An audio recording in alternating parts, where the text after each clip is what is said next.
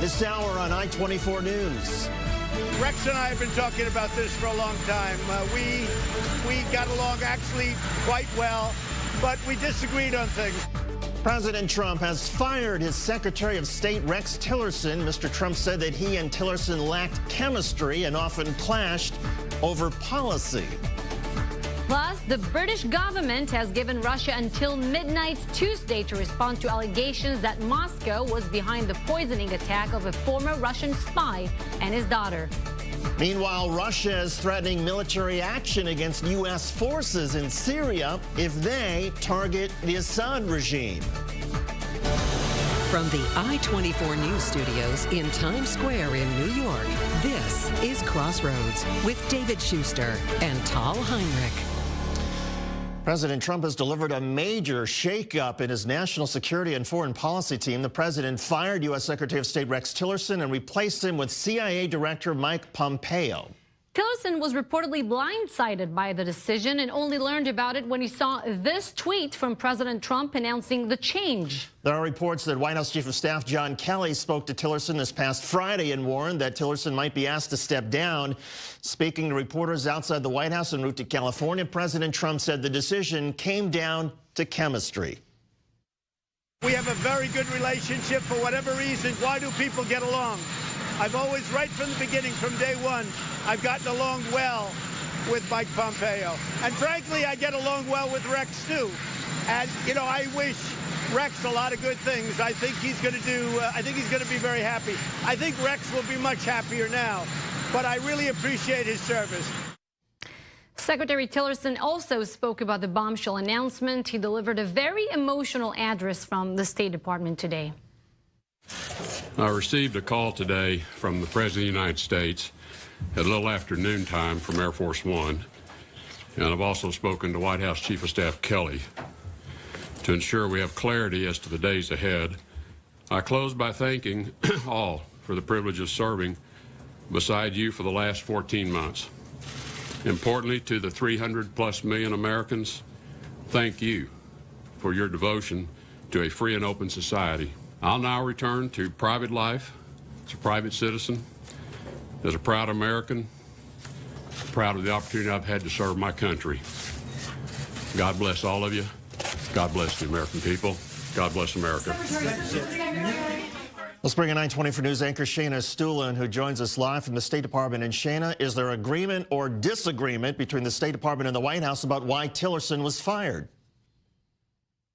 Well, David, it depends on who you ask. The president today told reporters that he and Rex Tillerson had been discussing this for months, and also the White House officials were telling people that Tillerson was informed by John Kelly, the chief of staff, on Friday that this was coming, although we're learning now that he was just told a tweet was coming without more detail than that. But Tillerson's top deputy today said that Tillerson found out with the rest of us by the president's tweet, which was sent out today. That aide, by the way, has since been fired as well.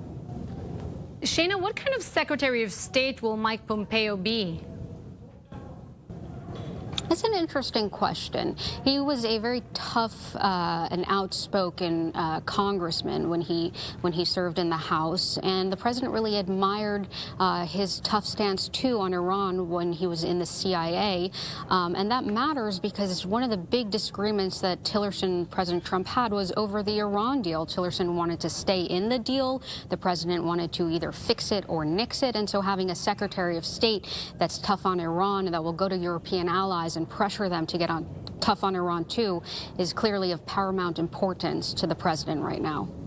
Shayna, for the president to tell the American people over Twitter early in the morning that Rex Tillerson was fired, then to speak to the American people through the media, and then wait another 4 hours before picking up the phone and actually calling Rex Tillerson, that sends an unmistakable signal. But how are people at the State Department dealing with all of this? I think that there's a mixed feeling here. Tillerson was not really well liked, and that in part had to do with the fact that his main priority was to streamline the Department of State, which means to cut jobs. So you can imagine people really didn't like that, and they also really didn't appreciate being sidelined by the president as well. And so there's a feeling with Mike Pompeo coming in, someone who the president likes. Well, maybe the State Department will get treated better by the White House now. But there's also concern, too, is Mike Pompeo a yes man for the president? And if so, will he encourage and embolden some of the president's behavior, some of his combativeness, some of his impulsiveness that we see on Twitter? I-24 News anchor and correspondent Shayna Stulin live at the State Department. Shayna, thank you. And today's announcement came as a shock across Washington, but the relationship between Trump and Tillerson has been rocky since the beginning. The two have never been friends, and they often clash publicly on policy. There were also multiple reports that things behind the scenes were not very smooth either. I-24 News correspondent Derek Dennis has that story. White House officials say tensions between President Trump and Rex Tillerson reached a boiling point over the last week after intensifying for months. When speaking to reporters in Washington about Tillerson's ouster, President Trump said the two had a challenging relationship. We got along actually quite well, but we disagreed on things. Things like the Iran nuclear deal. I wanted to either break it or do something, and he felt a little bit differently. So we were not really thinking the same. In October 2017, there was speculation Tillerson was considering resigning, but he denied those reports. The vice president has never had to persuade me to remain as Secretary of State because I have never considered leaving this post. He's here. Rex is here. Still, he did not deny reports he called Trump a moron. Is it true? Did you call him a moron? Jake, as I indicated earlier when I was asked about that, I'm not going to deal with that kind of petty stuff. In November, the White House has reportedly developed a plan to replace Secretary of State Rex Tillerson. reports that Tillerson would be removed continue to surface. On Tuesday, a White House official told USA Today the timing of Tillerson's dismissal was designed to allow Trump to put a new team in place in advance of talks with North Korea. Tillerson, the former chief executive of ExxonMobil, disagreed with Trump on a number of issues. Trump signed an executive order pulling the U.S. from the Trans-Pacific Partnership. I do not oppose TPP. Tillerson also pushed the U.S. to stay in the Paris Climate Accord, which President Trump opted to pull out of last June, days after the president pulled the U.S. out of the effort to reduce global emissions. Tillerson said, "My view didn't change." Please be seated. Trump plans to nominate CIA Director Mike Pompeo to replace Tillerson. With Mike, we've had a very good chemistry right from the beginning. President Trump has selected the deputy director at the CIA, Gina Haspel, to succeed Pompeo as head of the agency. She would be the first woman to run the CIA. Both Haspel and Pompeo would need to be confirmed by the Senate. Derek Dennis, I-24 News. For more on this shakeup at the State Department and how it will impact U.S. foreign policy moving forward, let's turn to senior diplomatic correspondent Nina Larson. Nina, you've been covering the State Department for years. How remarkable is it for a Secretary of State to be ousted after only 14 months in his position? What do you think didn't work in Tillerson's favor? Well, it's absolutely extraordinary, Tal. I can't remember anything like this happening in recent memory. There have been a handful of Secretary of States over the years who have resigned over points of principle, but the last person I can think of is Cyrus Vance during the Carter administration, and certainly no one has been fired from this position since the 40s. So that's really puts this into perspective. I think really we have a lot of urgent foreign policy matters coming up, the Iran deal renewal, or the U.S. possibly exiting the Iran deal, this North Korea summit, and there was a lot of daylight between Tillerson and Trump on those kinds of issues. And it really seemed for a long time now that Tillerson was, you know, for example, absolutely blindsided by this North Korea announcement. It doesn't seem like there was a good working relationship between the two. And again, this is very, very unusual. Even Hillary Clinton and Barack Obama, those former great rivals, were able to work together very closely and effectively. Do you see this as all but a guarantee now that because of Tillerson being fired that the president is going to pull out of the Iran nuclear deal? Yes, David, I think so, very possibly. Mike Pompeo is very hawkish in his stance on Iran. He doesn't like the deal. He's made that very publicly known. He spoke about that when he was being approved in Congress for his CIA role. He's only been in that role for a year. He didn't have any intelligence background, actually. He was a congressman from Kansas and a member of the Tea Party. So ideologically, he's very close to Trump and his base. So I think we're going to see a very tough stance on Iran, very tough stance on North Korea. And really that's the one to watch as well, because Mike Pompeo has said he wants regime change in North Korea. He'll be very skeptical about any possible denuclearization. What about the challenge of, facing or countering the Russians in Syria? What will Mike Pompeo's stance will be on that, and in what terms will it be different than what we saw from Tillerson? Because today he spoke out about the Russians, calling them out. Very tough words he had on Russia today. Yes, and that was quite unusual, and he made sure he said that in his departure speech. That's notable. Mike Pompeo, we just don't know yet. The key thing is how much authority will he have? How can these two men work together? It's obvious that Trump prized loyalty amongst anything else, and it's really, is it going to be a meeting of minds? And it seems like it might be, if he's obviously been in the running for this role for quite some time now. But again, the stance on Russia in particular is going to be very, very interesting. Fair to say that both with Mike Pompeo and Gina Haspel, who will run the CIA, their confirmation hearings will not be a slam dunk, particularly with Haspel. When she was at the CIA, she was running one of the CIA black sites that was engaged in waterboarding, or what people called torture. That's right, and this is another issue that Pompeo has been very tough on. He's an advocate of this kind of thing.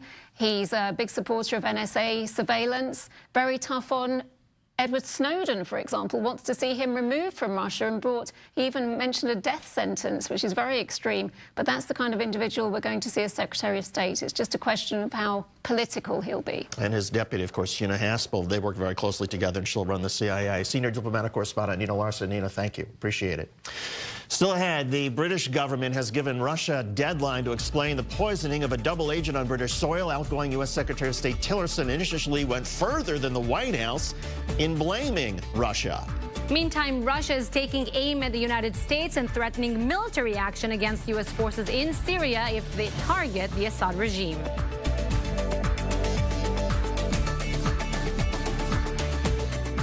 Welcome back. President Trump has admitted that Russia was likely behind the poisoning of a former Russian spy and his daughter. The White House initially backed away from pointing the finger directly at Russia. U.S. Secretary of State Rex Tillerson was much faster to blame Russia, which may have contributed to his abrupt firing. The UK has given Russia until midnight tonight to respond to their allegations about the attack, but Russian officials say they will not answer any questions until they're giving access to the UK's evidence.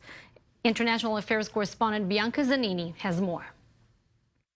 The story of the poisoning of a former Russian double agent, Sergei Skripal, and his daughter, both still fighting for their lives in a British hospital, is creating international ripples in the already cold waters between Moscow and London. And more than a week after the poisoning, British police still have a way to go. It's a painstaking operation to identify anyone of interest to this inquiry and eliminate them or include them. But at this stage, we are not declaring a person of interest or a suspect at this time. While the police might be careful about pointing fingers, the British government isn't. The government has concluded that it is highly likely that Russia was responsible for the act against Sergei and Yulia Skripal. Prime Minister Theresa May gave Russia a deadline to explain by midnight on Tuesday how a nerve agent developed by the Soviet military was used on a former Russian spy who passed secrets to British intelligence. Russia pushed back. We have already made a statement that all this is total nonsense. What Britain should have done, according to the Chemical Weapons Treaty, is the following. Immediately, when suspicion emerged that a toxic agent banned by the convention was used, send a request to the country which is suspected of being a source of that agent, and then an answer is to be given within 10 days. The foreign minister added that Moscow requested access to the nerve agent used against Skripal, but was denied. The nerve agent Novichok was first produced in the Soviet Union in the late 1970s and is one of the deadliest chemical weapons ever developed. Throughout Tuesday, meetings between officials, Britain's ambassador in Moscow met with Lavrov's deputy at the Russian Foreign Ministry, and the wheels of international diplomacy started spinning, with German officials and even the American leader chiming in. As soon as we get the facts straight, if we agree with them, we will condemn Russia or whoever it may be. Tuesday, another Russian exile who used to have friends in high places, Nikolai Glushkov, was found dead in his London home. The cause of death is still not clear. Slowly but surely the story is moving from spy mystery to potential international crisis. Bianca Zanini, I-24 News. Novichok, a nerve agent not to be confused with nunchucks, the martial arts weapon. What do you make of all this? I mean, I'm pretty convinced, given all of these evidence, it is very lethal, as Bianca Zanini reported. It's not just a drug, for example, and it was produced in the Soviet Union. You know, and also the timing. There's election in Russia. I'm just saying, elections in Russia on Sunday. What does the UK do? I mean, what do they expect? The Russia's going to say, oh, yeah, of course we did it. No, I mean, Putin's government's going to say we had nothing to do with this. And then what does Great Britain do? Even if they suspect that Russia's lying, do they then say, okay, well, sanctions are coming? And they will not give them the evidence. That's for sure. I was sure about that. Well, meantime, Russia is threatening military action against the United States if U.S. forces conduct any strikes on the Syrian regime. Russian officials say they have information that the United States is planning to bomb the government area in Damascus where many Russian soldiers are stationed.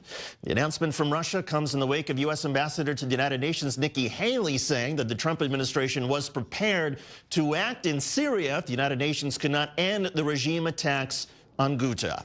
Let's go now to Donald Bramer, a foreign policy and security expert on that. Donald, right now, it's only a matter of exchanging words between Russia and the United States. But do you think that it could soon become to exchanging fire over Syria between U.S. and Russian forces? Well, what I think is that the U.S. is going to act on the intelligence that we receive from our intelligence officials and the intelligence of our allies in the region. These are just threats that we're receiving from Russia, and it's something that we've seen before. So I think any actions that we do will be based on actual intelligence. Is it possible for U.S. forces to take actions against Syrian regime forces and steer clear of the Russians, just as we saw practically a year ago when the United States launched 59 Tomahawk cruise missiles in response to that Syrian chemical weapons attack? Well, I think if you have the proper intelligence, the United States has the equipment, we have the arsenal that can be very well calculated. We have certain smart weapons, if you will, that are very surgical and very precise. So if we do go after a target, it's going to be the precise target that we wish to hit. Nikki Haley, U.S. ambassador to the United Nations, yesterday basically slammed Russia. It also blamed the Russians for the failure of the ceasefire. But to what extent do you really think that the Russians still have much influence on the Assad regime at this point? Well, I'd say Russia's been propping up Assad for a long time, and they continue to do so. If they were truly serious about being on the right track, then they would join the U.S. and help us with some counterterrorism against ISIS. They would also encourage the ceasefire to continue so that we can get the sick and wounded out of the region. Donald, if Vladimir Putin was not facing an election and something of a referendum on his sort of nationalist agenda, would the rhetoric be much different? Would we see Russia perhaps not being so eager to engage the United States rhetorically? Well, I think Putin is still in a situation where he's going to put this administration to a test. You know, for the last decade or so, he didn't feel like that he had a foe that was his equal. He still hasn't found his way with the current administration. And so we're going to continue to see some of these threats, much like we've seen with North Korea, until everyone kind of finds their place. You know, D.C. has not been the same since the president came in office. He's not a political animal. So this is something that everybody's still trying to make their way. So what kind of pressure do you think could work with the Russians? What would make them change their stance on these airstrikes?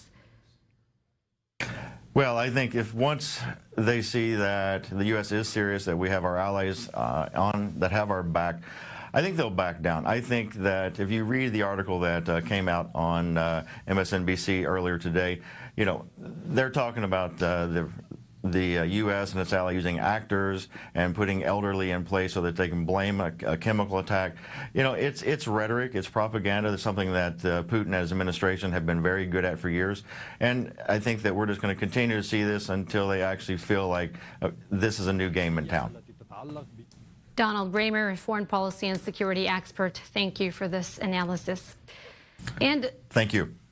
Still ahead, a high-level Palestinian official escaped an assassination attempt in Gaza, and now his party is blaming rival faction Hamas. And the White House held a conference on the humanitarian crisis in Gaza on this day and what could be part of its Middle East peace plan. We'll explain ahead.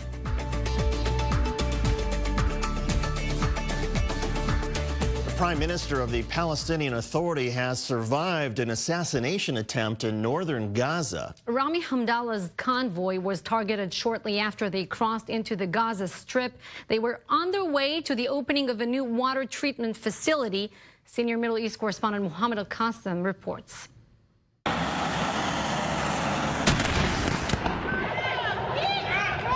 Palestinian Prime Minister Rami Hamdallah survived this. An assassination attempt in Gaza on Tuesday after a device exploded as his motorcade was passing. The Prime Minister was unharmed. 6 of his security guards were slightly injured. The Prime Minister's convoy passed. After a short time, there was a sound of an explosion. People went towards the site. It looks like the explosion hit the end of the convoy. Hamdallah was accompanied by Palestinian intelligence chief Majid Faraj. He was also unhurt. At first, he didn't point a finger at anyone. We will not be stopped by any criminal attempts from continuing to protect the country. The evil gangs should go to hell and will all be going to hell. Faraj didn't directly accuse Hamas, the Palestinian faction that govern Gaza, of being behind the attack.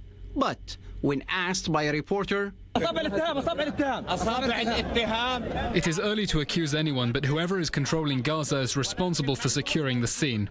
No group immediately claimed responsibility for the blast. Hamdallah was on a rare visit to the coastal enclave for the inauguration of a waste treatment plant and discussions on the stalled reconciliation talks with Hamas. But he cut his trip short and returned to his office in Ramallah in the West Bank. Without security, there will be no government nor authority. We ask Hamas to hand over what is needed, and especially the internal security. Hamas, embarrassed by the assassination attempt as it undermines its control of the Strip, condemned the attack. Its security forces sealed off the area and made a number of arrests. We, the Hamas movement, condemn the attempt to target the convoy of Rami Hamdallah and consider the same side that wanted to target the security in Gaza Strip and the reconciliation and unity efforts and ending the suffering of 2 million Palestinians in the Strip. President Mahmoud Abbas also cut short his visit to neighboring Jordan. He also accused Hamas of being behind the attack. The 2 major Palestinian factions signed a deal last October that was supposed to see the Islamist movement hand over power. But it has all but collapsed. It's almost guaranteed this attack, which killed no one, will nonetheless bury the deal. Mohammed Al-Qasim, I-24 News. Good news and bad news. I mean, you know, the bad news was that there was an assassination attempt. The good news is that they were not particularly accurate in this. I do not believe that Hamas was behind this attack. It is very likely that these are other forces from within the Gaza Strip that are not interested in the reconciliation process succeeding between the PLO and Hamas. And they're simply trying to cause trouble, sounds like. Yeah. Well, as that attack was unfolding in Gaza, the White House on this day in Washington was holding a conference on another crisis in Gaza, the worsening humanitarian situation. The gathering was arranged by President Trump's son-in-law, Jared Kushner, and Middle East envoy Jason Greenblatt. The summit focused on the many issues facing the Strip, that's including recent food, water, and electricity shortages. Kushner and Greenblatt are working on the final touches of the comprehensive peace plan for the Israeli-Palestinian conflict and said that solving the crisis in Gaza is a key part of that effort. It's got to be part of this effort, right? I mean, you don't want an unstable Gaza because then otherwise you have more people who are flooding to the streets who might possibly participate in Palestinian violence. Of course, but you have the Palestinian Authority still boycotting these talks, also boycotting the United States as a mediator in the Israeli-Palestinian conflict. And more specifically about this conference, David, we're hearing people from the PLO accusing the United States of taking a wrong stance on Gaza, trying to look at Gaza as a humanitarian situation and somewhat differentiate it or to take it apart from the role Israel plays in the eyes of the Palestinians, the ongoing Israeli blockade there. Right. So the Trump administration. Yeah, and worth pointing out, the Trump administration did not invite any international participants into this meeting. Well, in Israel, Prime Minister Benjamin Netanyahu said his party has reached an agreement to prevent snap elections. The government was at odds over a framing of a bill that would have extended a long-standing exemption from military service for ultra-Orthodox Jewish seminary students. The exemption passed a preliminary vote in Parliament Tuesday night. There was also speculation that Mr. Netanyahu was using the feud as a way to deflect attention away from his corruption investigation. You think that's the way he plays politics, is to stir up controversy over something else to try to get away from that? It works for a few days, but not in the longer term. But as we see in the polls conducted by Israeli media, Netanyahu and his party, the Likud party, are still leading if elections were to be held today. We're talking about 29 or even 30 seats in Israeli parliament, and 36% from Israeli public believe that Netanyahu is the suitable person to be the prime minister still. And by the way, as we're talking about politics in Israel, this is also a pretty big day in terms of U.S. politics ahead. We'll take a look at the polls, which are closing very soon in Pennsylvania. Republicans are desperately hoping for a win in a special congressional election. The district is in the heart of Trump country, but the Democrat there on the left is making a run of this in what could be a referendum on the president. And President Trump has arrived in very unfriendly territory in California on his first official visit to the state. What is he doing there? We'll tell you next. It's election day in Pennsylvania. Democrat Conor Lamb and Republican Rick Saccone are facing off for a seat in the House. President Trump dominated this congressional district in the 2016 presidential election. He stepped in over the weekend to lend his support to the Republican Saccone. And now a lot of political analysts are looking towards this election as a possible sign of what may be in store for the November midterms. Serena Marshall has the story. The battle for the ballot in what is considered the first midterm election of 2018. Doing really good, thank you. 33-year-old retired Marine Corps Captain, Democrat Conor Lamb. Look at this. Say hi to everybody. Up against four-term state representative and former Air Force vet Rick Saccone for the 18th District in Southwest Pennsylvania. It's a tight race for a district that voted overwhelmingly Republican in the last 5 presidential races. I hate to put this pressure on you, Rick. They're all watching. Because I won this district like by 22 points. It's a lot. Saccone has called himself the Trump before Trump. Many of them have a hatred for our country. And I'll tell you some more. My wife and I saw it again today. They have a hatred for God. And didn't just bring in the president, but his son to help sway voters. I think he'll help the president to pass the agenda. And Lamb needs a voting trifecta to take the seat. High Democratic turnout, low Republican, and convincing those moderate swing voters to turn to him.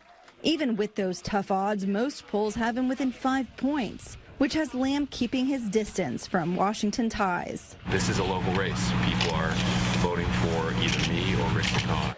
And while that may be his argument, his supporters, I think it will send a message to Washington. And even some of his own volunteers admit national politics and the president is what brought them out. That was Serena Marshall reporting. Meantime, amid the political upheaval in Washington, President Trump is now in California. It's his first visit to the state since becoming president. Mr. Trump touched down in San Diego, where his first stop was to examine 8 prototypes for his controversial wall on the U.S.-Mexico border. Mr. Trump even offered some of his preferences. The president then moved on to address a group of Marines before he's expected to attend a Republican fundraiser Tuesday night in Los Angeles. Mr. Trump's visit comes just a week after the Department of Justice announced its intentions to sue the state of California for supposedly obstructing federal immigration enforcement efforts. Just before his arrival, the president tweeted saying thousands of dangerous, violent criminal aliens are released as a result of California's immigration sanctuary policies. For more, let's go to our senior national correspondent, Michael Schur, who is in Los Angeles. And Schur, first I want to get your reaction to what's going on in Pennsylvania. Is this really a referendum on the president? Are there any issues that might be determinative in terms of the outcome this evening in this congressional race? David, if things go poorly for Rick Saccone in that district, it's bad for the president. But you have to remember, as the president said when he visited on Saturday, it's a plus 22 Trump district. That means that he won the district in the presidential election by 22 points. It's an uphill battle, and it's to replace Tim Murphy, the embattled representative who resigned his seat over sexual misconduct. And because of that, in general, in most years, they would say, oh, well, it's definitely a gift to the Democrats because of what happened. But the way that we are so partisan now in this country, it becomes still something the Democrats are going to have to fight for. Also important to remember is this will not be a congressional district anymore come the next round of elections because of redistricting that's going to happen in Pennsylvania. So all this is right now is a referendum on the president. If these Republican voters are willing to vote for a Democrat, as some have said they're willing to do, then it sends a big message. And we all spend so much time concentrating on races like this. But in the end, if the Democrat comes within 4, 3, 2 points of beating the Republican there but doesn't win, it's still an important takeaway for the Republicans that their message is not so great. When they send Donald Trump out into the field like they did last Saturday, it may not always be a good thing, David. So, Michael, I guess what you're saying is that unless there's a big landslide for Saccone, it's still bad news for the Republican Party? Yeah, I would say that that's true. I mean, listen, if he wins by 10 points, they'll say he won by 10 points. He took some lumps. He's an unknown quantity. This is a former Marine. This is a working class district outside of Pittsburgh. But I think that the White House will have the upper hand if they get the spin that they want because they have President Trump, and President Trump can spin it however he does, and he's got a bigger audience. That said, if they do come within a hair's breadth of winning this race, the Democrats, or if they win it, which they think they can do, then it's a very, very important night for the Democrats and a very important night for the way that Democratic representatives are going to campaign in November. Michael, regarding this fight between the state of California, which, as you've reported often, is frequently, well, it's dominated by Democrats. Between this fight between the state Democrats in California and President Trump over federal immigration enforcement, how big of a battle is this?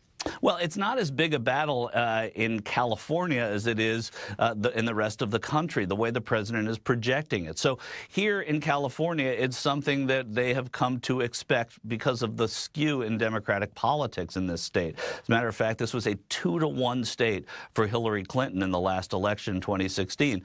So these types of policies, they run on this. They don't run against it. They're not shying away from sanctuary cities. You heard it from the mayor of Oakland. You hear it from Governor Jerry Brown, who the president called out today as not being a good governor. Not surprisingly did he do that. So I think that there are, it's something that people here are accustomed to. That said, there is, the legal issue. If the government is suing your state, it does require that you make an argument for these sanctuary cities and that you spend a lot of money defending it. And people, by and large, in this state, especially in the population centers, San Diego, Los Angeles, San Jose, San Francisco, and Oakland, they're the ones that are going to be supporting that, David.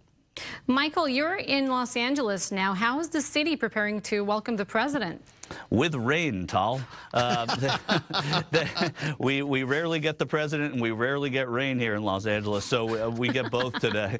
I think, listen, I mean, the president is almost making a secret visit. It reminds me of when presidents come in or go into places like Iraq or Iran on Thanksgiving to visit the troops and then get right out. A little bit like that. It's pretty stealth. He's coming in here. He's going to a very, very Tony fundraiser tonight, and then he's going to be out of here tomorrow morning. He did his business today in the state, but he also steals his own headlines sometimes. Today, by firing Rex Tillerson, he stepped on the fact that he did go to the border today to look at these prototypes, and that's a message the White House wants to get out, and curiously, the president stepped on his own message a little bit today. Our senior national correspondent, Michael Shore. Michael, thanks as always. We appreciate it. Thanks. In Washington, D.C., the House Intelligence Committee, which is dominated by Republicans, has completed its investigation into possible collusion between President Trump's 2016 campaign and the Russians. After 14 months, hundreds of thousands of documents and dozens of interviews, the committee said it found no evidence of collusion. House Democrats are fuming over the decision. They say their House Republican counterparts have not uncovered the truth and are prioritizing protecting the president over protecting the country. The decision is also a huge departure from the intelligence community's assessment that Vladimir Putin was working to elect President Trump.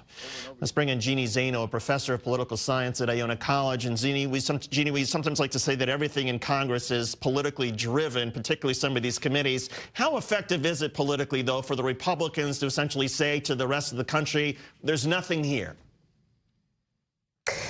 You know, this was a gift to Donald Trump so he could tweet out, as he did this morning, that there's nothing there, no evidence of collusion. I mean, everybody looking at this knows exactly what it was.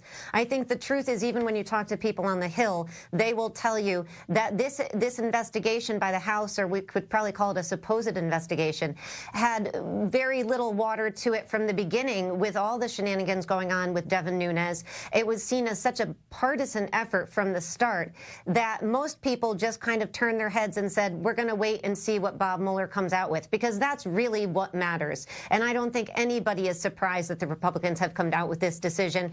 But I do think it's frustrating if you take a step back and look at an era in American politics in which bipartisan House and Senate committees really did matter. I mean, we're talking about U.S. intelligence. This committee is charged with investigating that and protecting it. And to see it, you know, kind of fall away in the way it has under Devin Nunes and the Republicans, it's frustrating for anybody who cares about this issue. So, Jeannie, the House Intelligence Committee basically says President Putin did not help Donald Trump win the elections in 2016. How come the conclusions of the Republicans or the committee, I don't know how to call it the way you want, are so much different than the intelligence communities? Exactly. And that's where I think people have just thrown up their hands and said we can't trust whatever this committee does, because it is so infused with partisanship from start to finish under Devin Nunes' leadership and the rest of the Republicans who are on that committee. And you're asking exactly the right point. How is it that the intelligence community has found evidence, not necessarily that the Russians, you know, somehow gave the election to Donald Trump, but that they did try to impact our election? Everybody agrees on that, and by the way, including the president. And yet you have this committee coming out and saying there's no evidence here. It reeks of partisanship. It was a gift to Donald Trump, and nobody's going to take it seriously. And, you know, he is tweeting and he is happy with their decision. But, you know, for us, the real problem is we have an election coming up in November and another one in 2020, and we have an intelligence committee that has taken no steps to say what happened in the last election and how do we protect the sanctity of our elections going forward. Because as you mentioned, everybody agrees the Russians did have an impact on the election, not necessarily handing it to Donald Trump, but certainly they did try to impact our election cycle. Let's bring in Dr. Gina Loudon, a member of the Trump for President Media Advisory Board. And Gina, would you agree that the Russians were trying to meddle despite what the House Intelligence Committee just tried to report out? Well, I'm sure that the Russians, along with a lot of other governments, try to meddle, just like Obama tried to meddle in Israeli elections. This is a thing that happens between different governments. You're comparing the Russians in 2016 to what the Obama administration did with the Israeli elections? Really?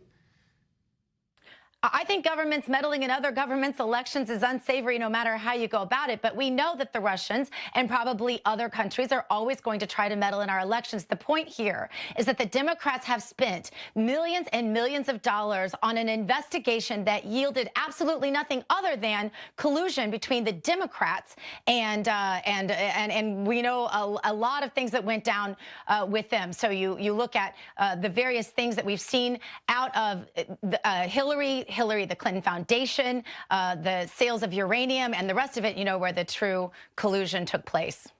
So, Gina, what would you say to accusations that this was sort of a biased investigation, very partisan from the outset?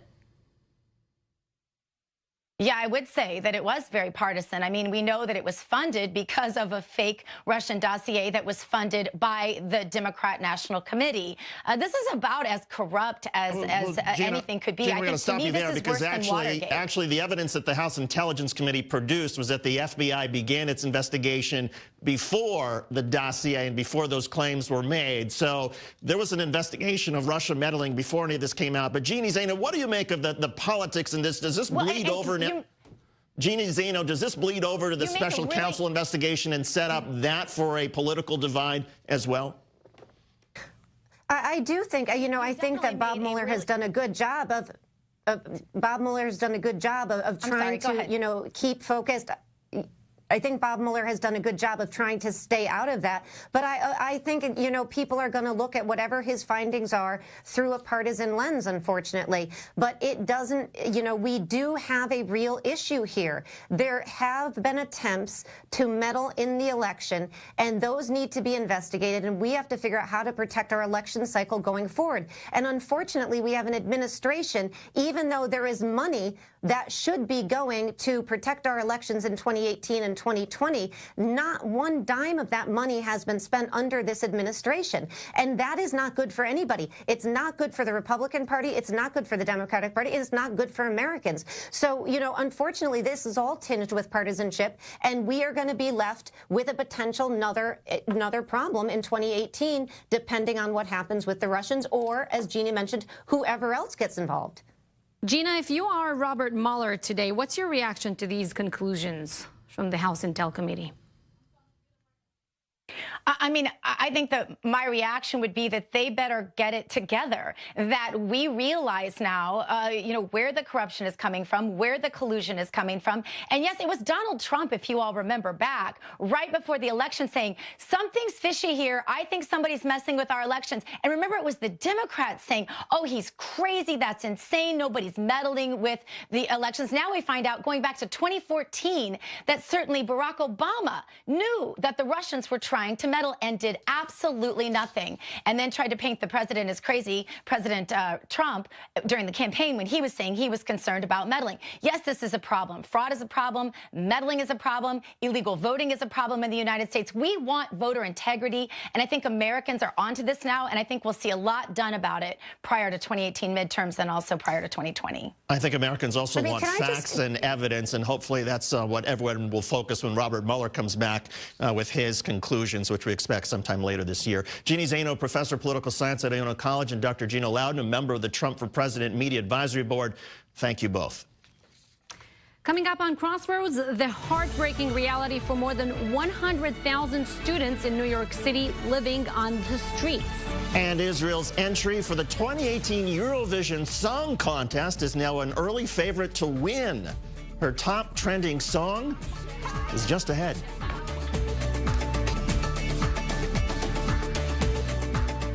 Here in New York City, the number of homeless students attending public schools has risen yet again. State data says that more than 100,000 students are homeless. That means 1 in 10 students attending public schools don't have a place to call home. I-24 News correspondent Marcus White caught up with some of the students and has their story. Victor Aponte is a straight-A student, but he hasn't always had a home. Recently, he's had to bounce back and forth between homeless shelters while trying to juggle 7th grade. I don't really like it, but it's whatever. I'm not really stressed about it. When we first met Victor in October, he traveled 1 hour and 30 minutes to get from a homeless shelter in Queens to a school in the Bronx. In December, after 2 months of struggles, he and his dad finally found a shelter closer to his school. But Victor wasn't alone, trying to get classes in an entirely different borough miles away from home. That's because if a family is fortunate enough to get a spot at a homeless shelter in the city, that shelter may not be near their school. It's just mind-boggling to me. Natika Alexander and his daughter Zakia Lee dealt with the same battle. And how does it make you feel when you go to school? Happy, but when I come back to school and go to this place, it's made me sad. Alexander travels more than 45 minutes to get his daughter from this homeless shelter in the Bronx to her school. Alexander also says he has to pull his daughter from classes to apply for changes to housing. When I miss school, it's like make me sad because I'm missing my education. James Macklin is an advocate for the homeless. It breaks my heart.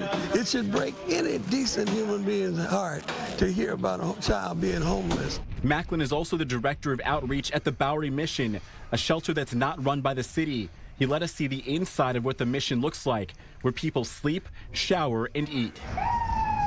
According to The Economist, there were 63,000 people living in homeless shelters in New York City in 2017. New York City Councilman Rafael Espinal says the affordable housing crisis is forcing people from their homes, making it impossible to find places to live. We have to continue finding ways where we continue incentivizing landlords to keep families in their homes, and also developers to continue building the maximum amount of affordable housing they can. That's the only way we're going to get these children out of our shelters. Do you think it's more difficult to study for students who stay in shelters? What do you see in your experience? Yes, I believe it's more difficult to study for them to study because, you know, always in the back of their head is the question of where am I going to lay down? Where am I going to go to sleep? Meanwhile, families like Naitika Alexander hope to find a permanent place to call home much closer to school. As for Aponte, he says he's glad it doesn't take him an hour and a half to get to school. Yeah, it's no fun, but it's a lot better.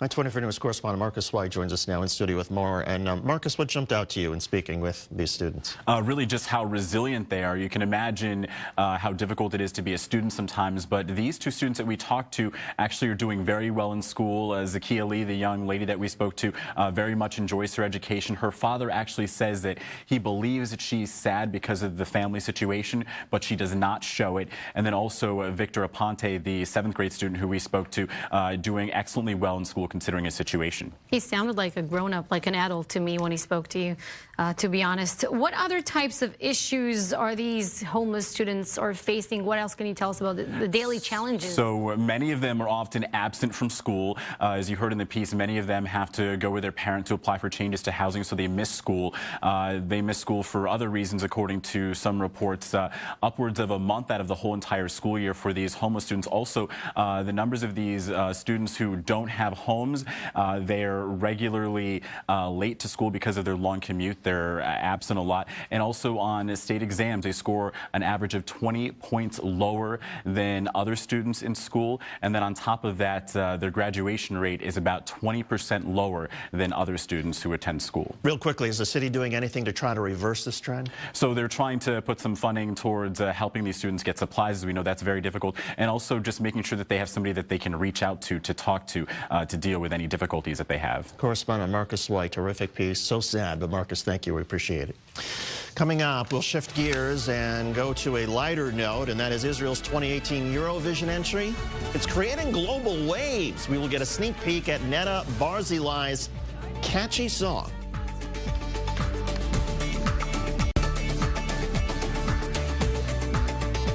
The annual Eurovision Song Contest is coming up very soon, and already Israel's entry has become the favorite to win. Her name is Netta Barzilai, and she'll be performing a song called Toy. Tal, you're a huge fan. Huge fan. Winner alert, David. Yes, the song is very catchy, but it also carries a strong message because its lyrics are inspired by the Me Too movement. Let's take a listen. I'm not your toy.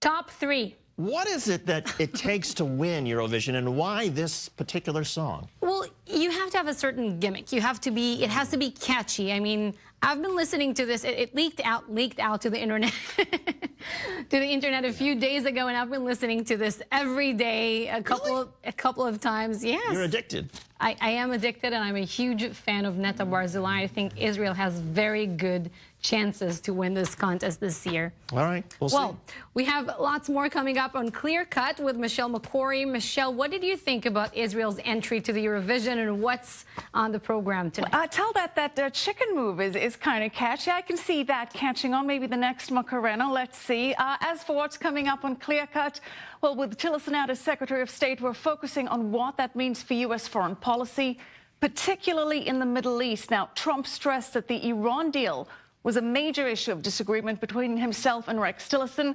Mike Pompeo, Trump's pick to replace Tillerson, has called the deal disastrous, and he warned that Tehran is, quote, intent on destroying America. So what can we expect? We will dig into that and more at the top of Clear Cut. That's coming up in just a few minutes. It's back to you, Tal and David.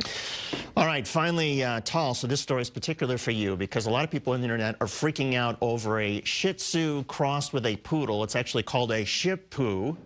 And a lot of people say that this particular dog looks like he has a human face. What do you think? Who does this dog look like? Wow. It's like I know the person.